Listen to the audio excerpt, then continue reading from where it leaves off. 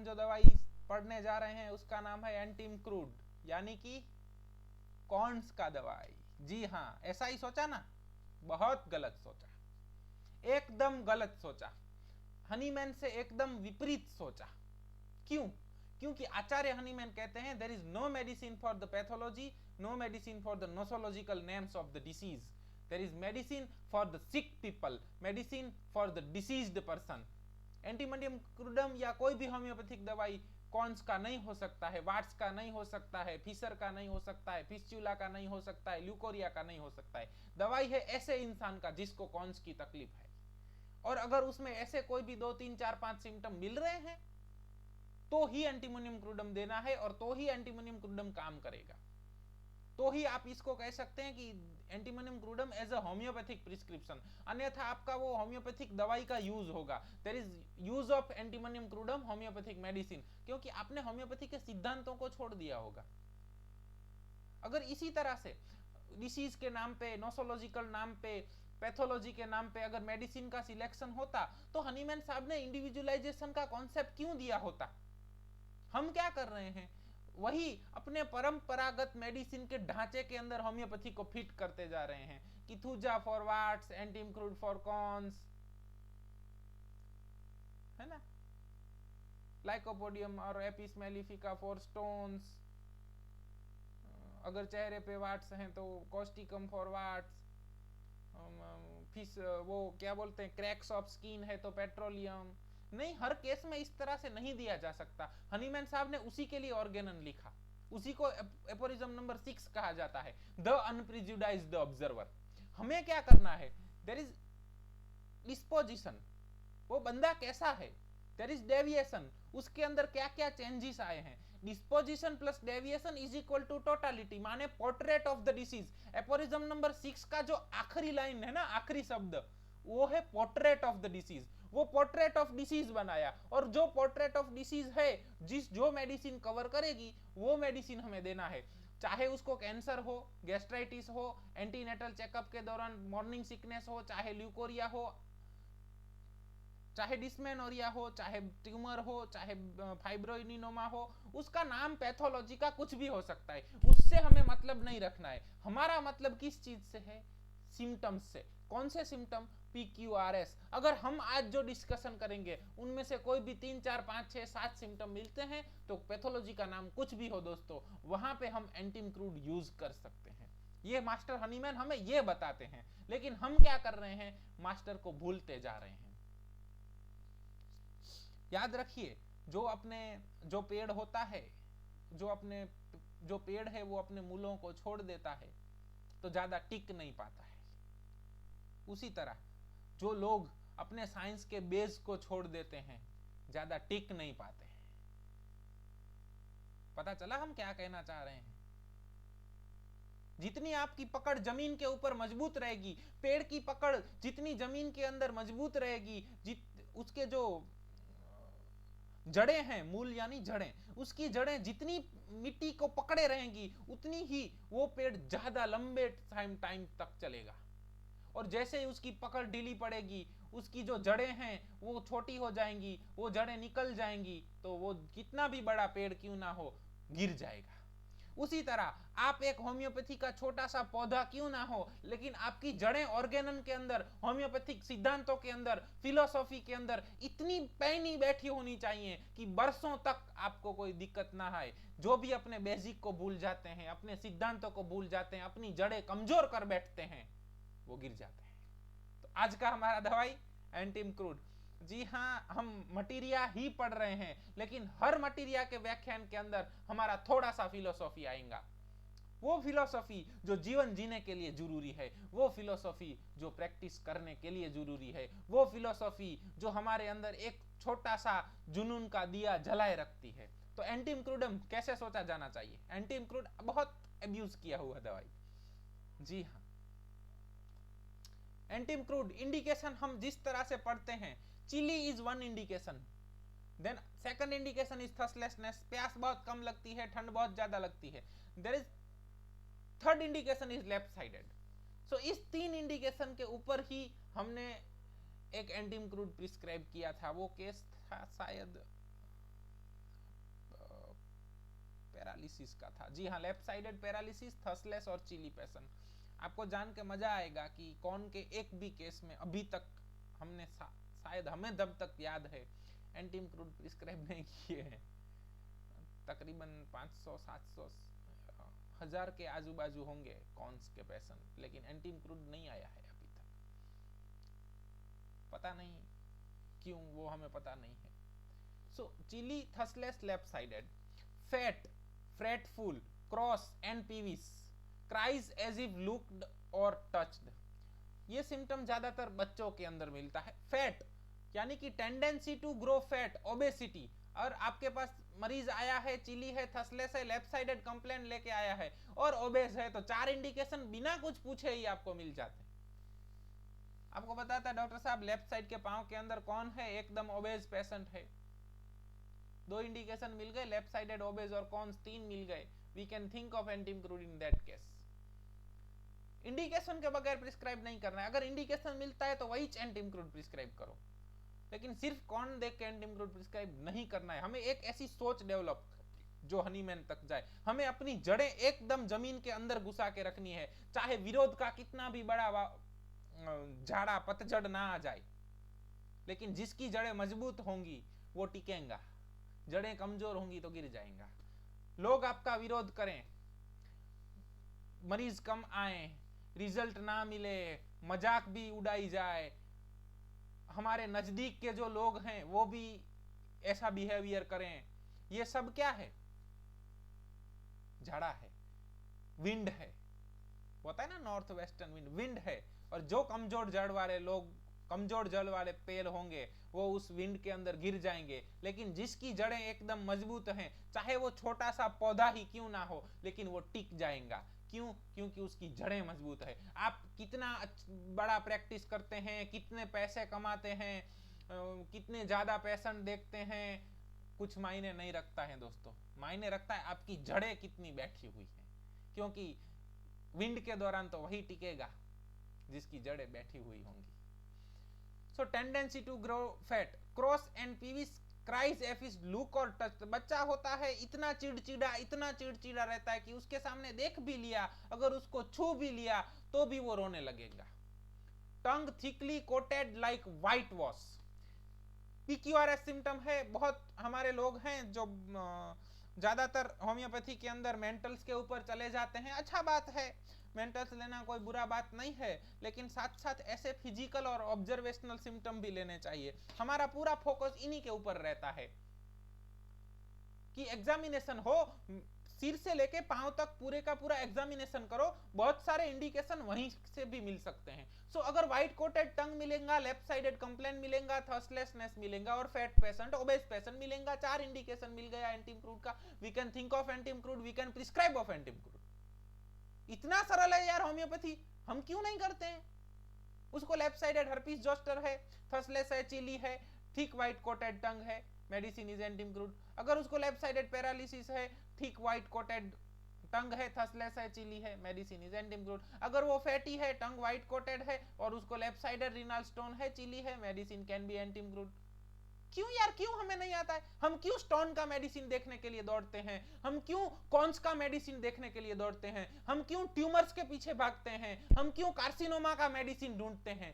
Never focused on pathology और nosological names of the diseased, always focus on the PQRS, aphorism number 153। Hahnemann ये कह रहे हैं। हम बार बार आपको इसीलिए बोल रहे हैं ताकि एक का एक चीज बार बार हर बार आएगा तो दिमाग के अंदर फिट हो जाएगा।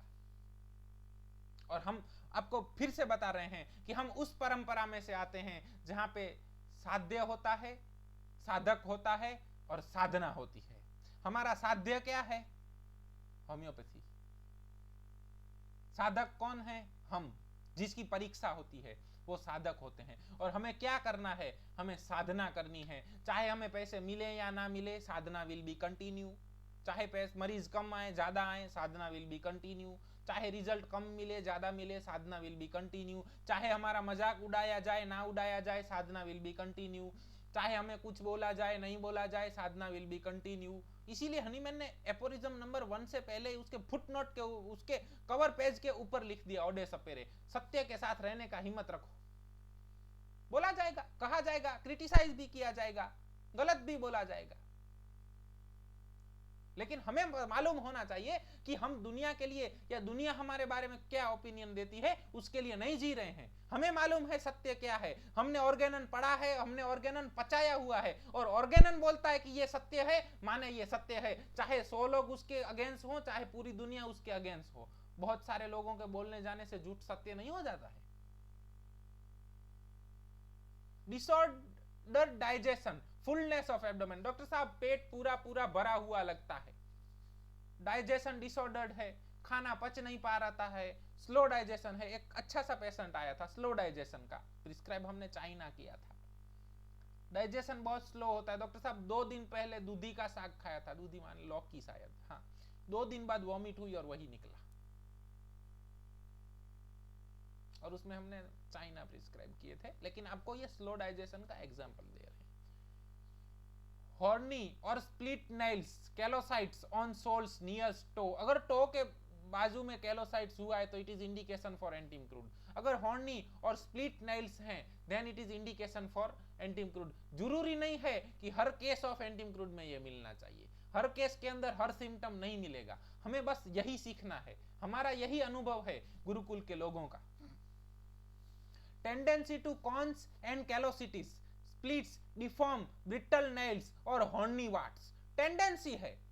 आपके पास मरीज आया, कॉन्स लेके आया, एक दवाई दिया, कोई भी दवाई दिया, अगर वो पट्टी लगाया या तो कॉन्स काट दिया, लेकिन बार बार अगर कॉन्स होता है, बार बार हॉर्नी वाट्स होता है, बार बार कैलोसिटिस होता है।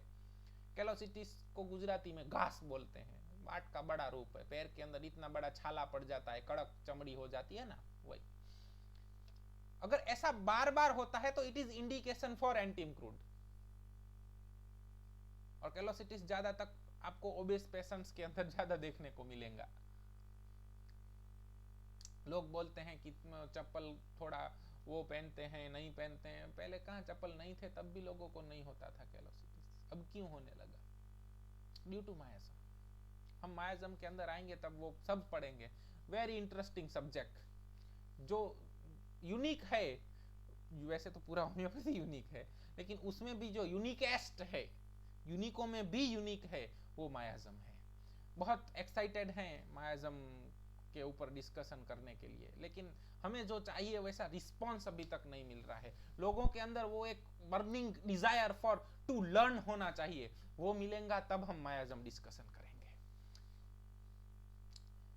Disposition to grow fat to abdominal organization of the skin. So अगर बेली मिलता है ज्यादा तक, एब्डोमिनल फैट मिलता है, फैटी लिवर डिसीज मिलता है, ऐसे फाइंडिंग्स मिलते हैं, तो it is also indication for antim crude. Menses too early, too profuse, toothache before the menses. अब toothache before the menses, menses too early, अगर अर्ली है, प्रोफ्यूज है, चिली है, थसलेस है, we can think of antim crude. अगर toothache before कोई भी दिक्कत, यहाँ पे अगेन बोनिकुसेन को निकालिए, अगर बिफोर मेंसिस कोई भी दिक्कत बढ़ जाती है, माइग्रेन बिफोर मेंसिस है तो भी एंटीम क्रूड सोचा जाता है। कोई भी दिक्कत अगर मेंसिस से पहले बढ़ता है तो एंटीम क्रूड का इंडिकेशन बनेगा। Aggravation from bathing cold, suppressed menses, heat of sun, see chilly है मगर हीट ऑफ सन से एग्रावेशन है, specific. Warm weather, overheating, vinegar, pork, moonlight aggravation, mental symptom. Again asylum level का practice आ गया। जब आप असाइलम के दौरान प्रैक्टिस करेंगे तो आपको पता चलेगा कि कुछ ऐसे मरीज होते हैं जिनको मिर्गी का दौरा, दिमाग का दौरा, डिप्रेशन का दौरा, ऐसे दौरे पड़ते हैं, तो वो स्पेशली चंद्र के साथ उसका बहुत लेना देना होता है। और वैदिक ज्योतिष के अंदर आपको सुन के बहुत अच्छा लगेगा कि वैदिक ज्योतिष के अंदर चंद्र को मन का कारक बताया गया है। सो दैट इज जीनियसनेस ऑफ ऋषि मुनिस, कि आज से हजारों साल पहले उन्होंने बहुत कुछ रखा है हमारे लिए, लेकिन हमारे अंदर वो सीखने का जज्बा नहीं है, वो जुनून नहीं है। पूरे गुरुकुल में से मुझे अगर 5 लोग भी ऐसे मिले जिनके अंदर वो जुनून हो ना, तो कुछ बनेगा। Amelioration from warm bathing, from rest, nausea without vomiting और वॉमिटिंग विदाउट नोजिया अगर मिलेगा तो एंटीम क्रूड सोचने का है।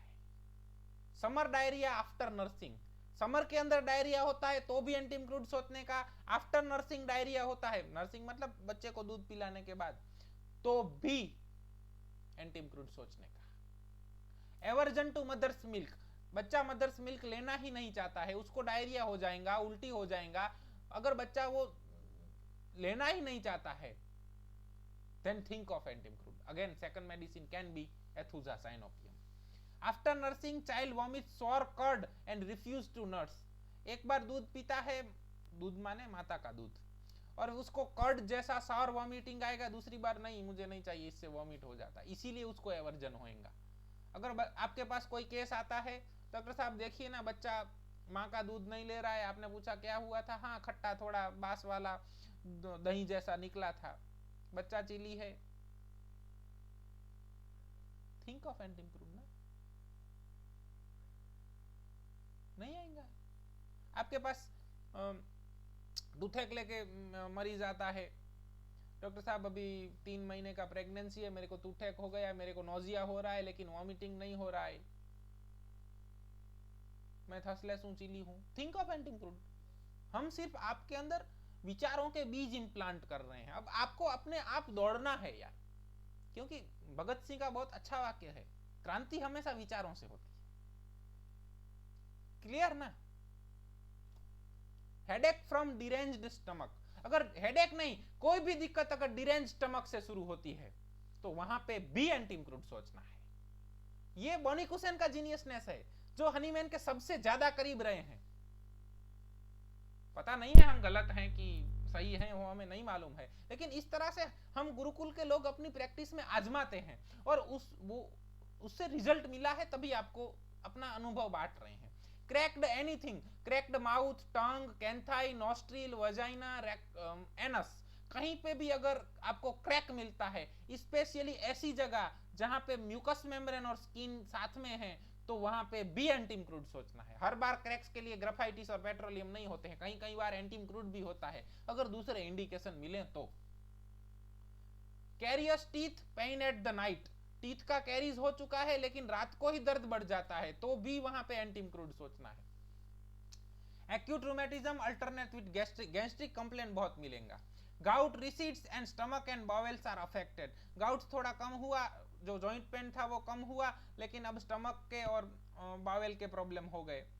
Diarrhoea alternate with constipation in old age, अब इसका मतलब क्या होता है, ओल्ड एज की कोई भी दिक्कत है तो एंटीम क्रूड सोचा जा सकता है। डायरिया अल्टरनेट विद कॉन्स्टिपेशन का मतलब क्या हुआ कि उसको कॉन्स्टिपेशन रहता है, परगेटिव्स लेते हैं तो डायरिया हो जाएगा, फिर डायरिया बंद होएगा तो फिर कॉन्स्टिपेशन हो जाएगा, फिर परगेटिव लेंगे फिर डायरिया हो जाएगा, तो इसको भी डायरिया अल्टरनेट विद कॉन्स्टिपेशन कहा जाता है। स्पेशली अगर वो ओल्ड एज है तो एंटीम क्रूड वहां पे फिट बैठेगा।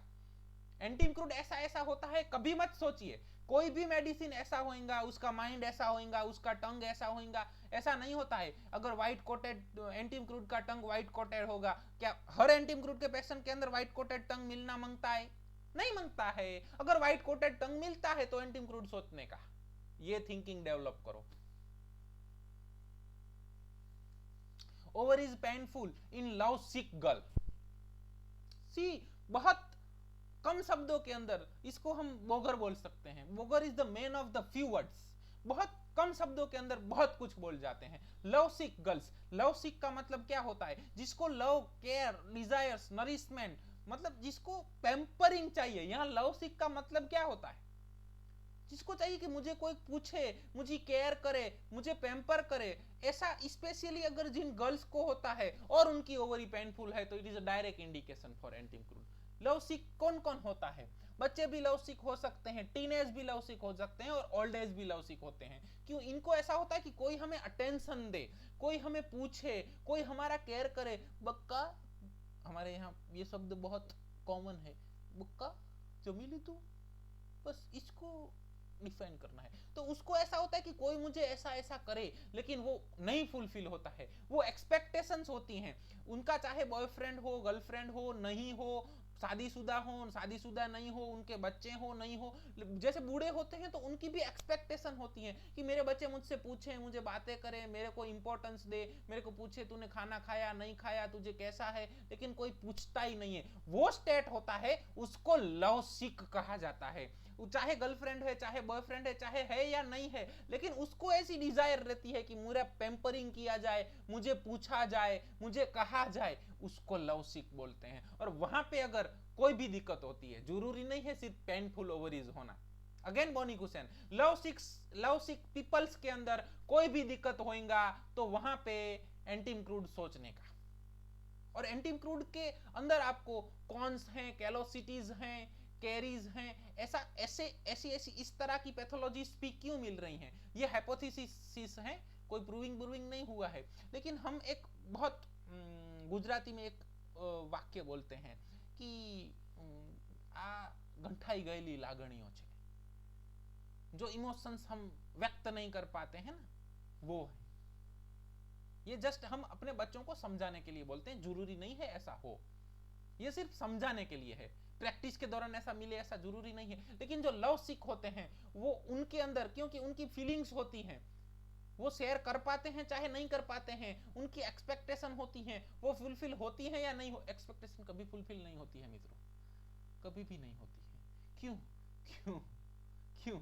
क्योंकि जो पैदल चलता है उसको साइकिल की एक्सपेक्टेशन होगी, साइकिल पे चलेगा, उसको बाइक का होगा, बाइक चलेगा, उसको कार का होगा, कार वाले को हेलीकॉप्टर का होगा, और हेलीकॉप्टर वाले को वापस पैदल चलने का एक्सपेक्टेशन होगा। इसी तरह से अगर आपका गर्लफ्रेंड, बॉयफ्रेंड या आपके बच्चे आपको थोड़ा पूछते हैं तो आपको ज्यादा पूछने का होगा, उससे ज्यादा पूछते हैं तो आपको उससे ज्यादा पूछने का एक्सपेक्टेशन होगा। क्योंकि love sick is a state, वो आपके अंदर का स्टेट है, वो सामने वाले का नहीं है। मेरे बच्चे मेरे को कोई पूछते नहीं है, काय को पूछे यार, क्या जरूरत है, कौन साथ में लेके आया था। कॉलेज के अंदर भी ये स्टेट देखने को मिलेगा लव सिक, कि कई लड़कों लड़कियों को ऐसा होता है कि काश हमारा भी कोई बॉयफ्रेंड हो, गर्लफ्रेंड हो, काश हमें भी कोई पूछे। उस स्टेज को लव सिक बोला जाता है, खास समझिए। और उनके अंदर अगर कोई भी दिक्कत शुरू होती है, चिली है, लेफ्ट साइडेड है, थसलेस है, व्हाइट कोटेड टंग है, और भी जो diary alternate with constipation, carries teeth, headache from derange stomach, slow digestion, कुछ भी मिला, एंटीम-क्रूड सोचो। ये होम्योपैथी है मित्रों। एक एक शब्द के ऊपर पूरा एक एक 2-2 3-3 घंटे का व्याख्यान लिया जा सकता है, अनुभव अपने शेयर किए जा सकते हैं। लेकिन हम जितना बने उतना कम समय में ज्यादा अनुभव बांटने की कोशिश कर रहे हैं। और आप में से जो भी लोग देख रहे हैं, आपका खूब खूब धन्यवाद इतने दिनों तक गुरुकुल के साथ जुड़े रहने का। क्योंकि सत्य के साथ जुड़े रहना कठिन कामकाज है, हर कोई नहीं जुड़ा रह सकता।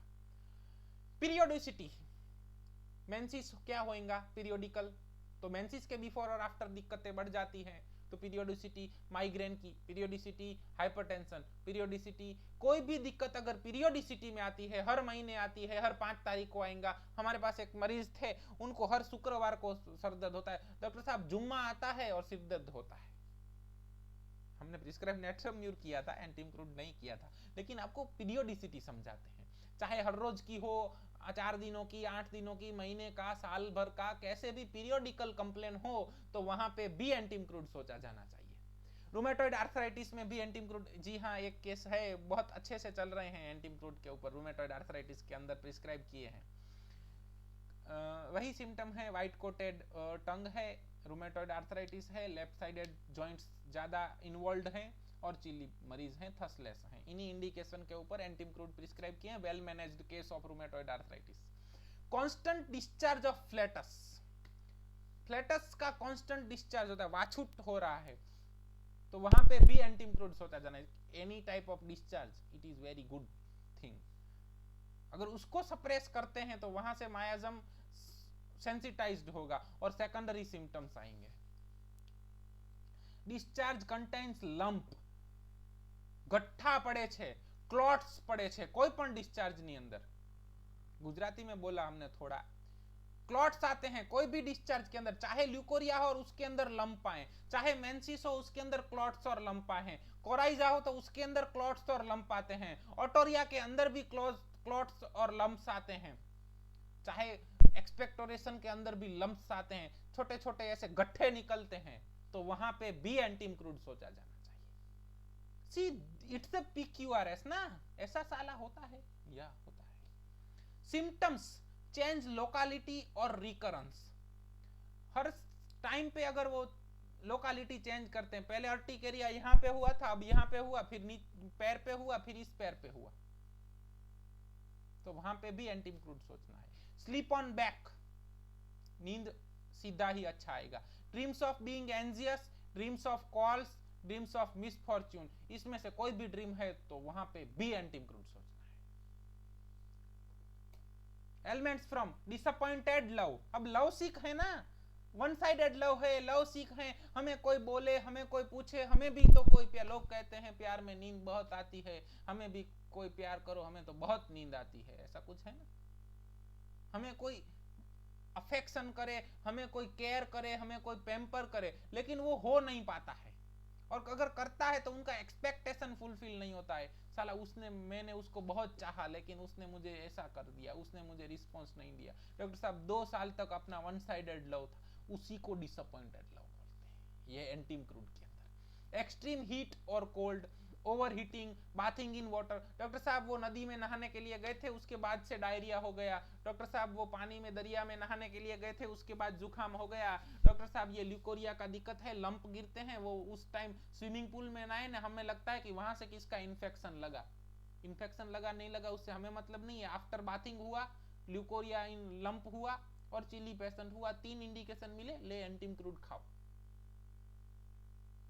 समर में अगर कोई दिक्कत होती है, हीट ऑफ सन से दिक्कत हो, तो डॉक्टर साहब धूप में गए थे, उसके बाद सिर दर्द होने लगा है, वैसे तो हमें धूप पसंद है, तो ठंड बहुत लग जाती है, लेकिन धूप से सिर दर्द होने लगा, तो वहां पे भी एंटी क्रूड सोचा जा सकता है। Never well since cold bath, suppression of eruption और ulcer, so any type of pathology is a tears of the vital force, उसको हमें काट नहीं देना है, हमें उस टीयर का कारण है जो सेंसिटाइजेशन ऑफ मायाजम है, उसको डिसेंसिटाइज करना है, मायाजम को लेटेंट फॉर्म में भेजना है, ताकि मरीज है उसको जो अपना हेल्थ है वो वापिस मिल सके।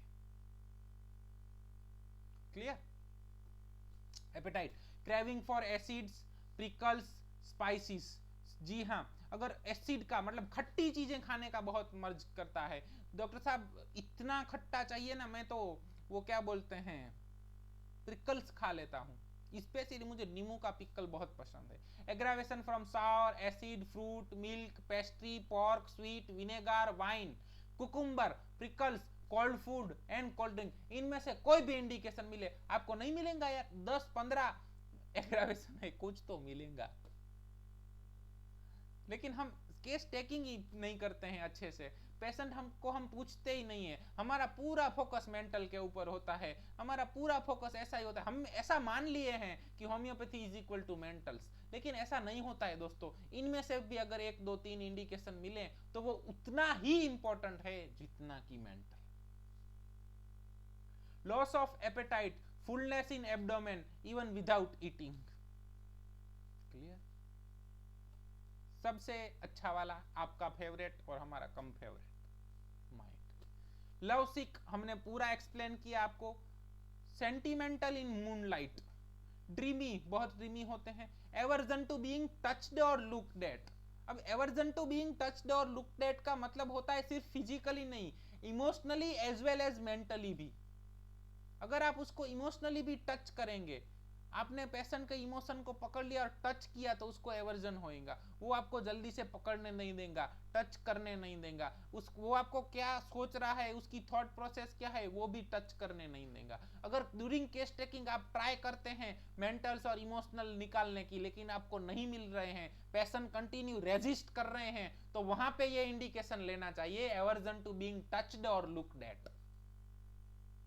ये हम समझे हैं, जरूरी नहीं है हम कह रहे हैं वो सत्य हो, परखो, इसमें से जो भी सत्य मिले वही लो। हम नहीं कह रहे हैं कि हम आंखें बंद करके हम कह रहे हैं वैसा ही करो, नो।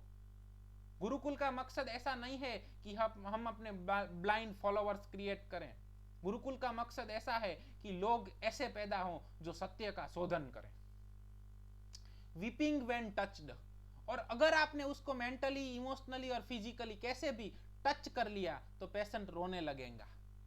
बस अगर ड्यूरिंग केस टेकिंग भी ऐसा हुआ तो भी ये इंडिकेशन लेके आप एंटी क्रूड के ऊपर जा सकते हैं। एवर्जन टू स्पीक और to spoken to, suicidal thoughts drive him out of the bed, want suicide by drowning. Suicide के थॉट्स बहुत आते हैं डॉक्टर साहब, कैसे सुसाइड करेंगे? अगर कोई लोग होते हैं तो ऊपर से कूद के सुसाइड करते हैं, कोई फांसी के फंदे से सुसाइड करते हैं, कोई डूब के सुसाइड करते हैं। तो एंटिम क्रूड का पेशेंट कहेगा कि मुझे डूब के सुसाइड करना है। एसाइलम के अंदर मेंटली पेशेंट होंगे जो साइकोलॉजिकल सफरिंग है, वहां पे आपको ऐसे इंडिकेशन मिलेंगे। Talks in rhythms and verbs, हमने बोला ना, लोग कहते हैं कि नींद बहुत आती है, साला कोई हमसे भी प्यार कर लो, हमें बहुत नींद आती है। इस तरह से हर बार रिदम में बोलेंगे, शायरियां बोलेंगे, पोएम्स बोलेंगे, बात बात में वही आएगा। आप हमारा दर्द क्या जानो फलाने बाबू, हम तो अंधों के शहर में आईना बेच रहे हैं। समझ आ रहा है? बहुत कम लोग हैं जो होम्योपैथी सीखना चाहते हैं। Loathing of life, of food, of bathing, loathing of life है, अब कुछ नहीं हो सकता डॉक्टर साहब, अब खाना खाने से कोई मतलब नहीं है, अब जीना भी नहीं है। So loathing of, weeps from music, great anxiety about destiny, क्या होगा, कैसे होगा, किस्मत में क्या लिखा होगा। अगर आपको मरीज ऐसा बोलता है तो ये इंडिकेशन लेना है, दूसरे 2-4 मिले तो वहां पे भी एंटिम क्रूड सोचना है। तो मित्रों धन्यवाद, ये है होम्योपैथी हम जिस तरह से समझे हैं। शायद आपको इसमें से कोई चीजें ना पसंद हो तो कृपया करके त्याग दीजिएगा, हमारी कोई भूल हो तो हमें क्षमा कीजिएगा। बोलने भी थोड़ा इमोशनल हो जाते हैं कभी कभी, तो आपको कभी गलत लगा हो तो हम क्षमा प्रार्थी हैं। बस इसी तरह से अच्छी अच्छी होम्योपैथी करते रहिए। जय होम्योपैथी, जय हनीमैन।